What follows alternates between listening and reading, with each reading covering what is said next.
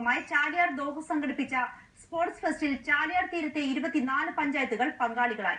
Kerala sports council പ്രസിഡന്റും Arjuna award ജേതാവുമായ Anju Bobby ജോർജാണ് പരിപാടിയിൽ മുഖ്യാതിഥിയായി എത്തിയത്.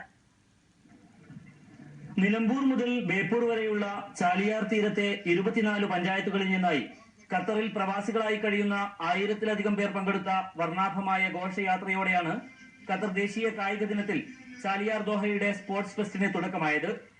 കേരള സ്പോർട്സ് കൌൺസിൽ പ്രസിഡന്റും അർജുന അവാർഡ് ജേതാവുമായ ഒളിമ്പ്യൻ അഞ്ജു ബോബി ജോർജ് മുഖ്യാതിഥിയായെത്തിയ കായികമേളയിൽ ഖത്തറി അമ്പെയ്ത്ത് താരം നദാ സൈദാന്റെ സാന്നിധ്യവും ശ്രദ്ധിക്കപ്പെട്ടു.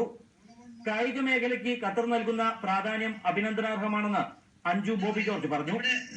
വേൾഡിൽ തന്നെ സ്പോർട്സിന് വേണ്ടി ഒരു ഡേ ഡെഡിക്കേറ്റ് ചെയ്ത ഒരേ ഒരു രാജ്യം ഖത്തറാണ്.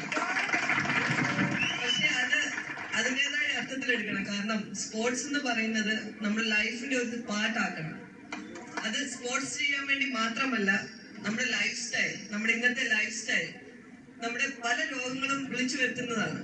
അപ്പോ എന്തൊക്കെ ചെയ്താലും എന്തൊക്കെ ബുദ്ധിമുട്ടുണ്ടെങ്കിലും ഡെയിലി ഒരു 1 hour ചാലിയാർ തീരത്തെ ജീവിത രീതികളും പരിസ്ഥിതി സന്ദേശങ്ങളും ഗ്രാമീണ ജീവിതത്തിന്റെ നന്മകളും പ്രമേയമാക്കിയ പ്ലോട്ടുകളും കലാരൂപങ്ങളും അണിനിരുന്ന മാർച്ച് പാസ്റ്റിൽ അത്യാവേശത്തോടെയാണ് തീരവാസികൾ പങ്കെടുത്തത്. പ്രവാസികളെ നമുക്ക് വളരെ ആഘോഷത്തോട് വളരെയേറെ സന്തോഷത്തോടുകൂടി നമ്മളിതിൽ പങ്കെടുക്കുന്നത്.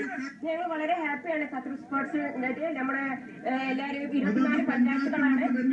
എല്ലാവരെയും കാണാൻ പറ്റിയതും വളരെ സന്തോഷമുണ്ട്. വളരെ ഭംഗിയായിട്ടാണ് ഈ സ്പോർട്സ് ഫെസ്റ്റ് നമ്മൾ ആഘോഷിക്കുന്നത്. എന്ന് ഞാൻ എന്താ പറയുക ആശംസിക്കുകയാണ്. നമ്മുടെ വീഡിയോ കണ്ടത് ഞാൻ താങ്ക്സ് പറയാണ്. നമ്മുടെ എല്ലാവരും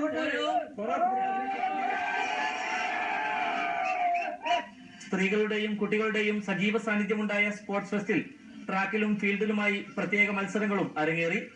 മുജീബ് റഹ്മാൻ, മീഡിയ 1, ദോഹ.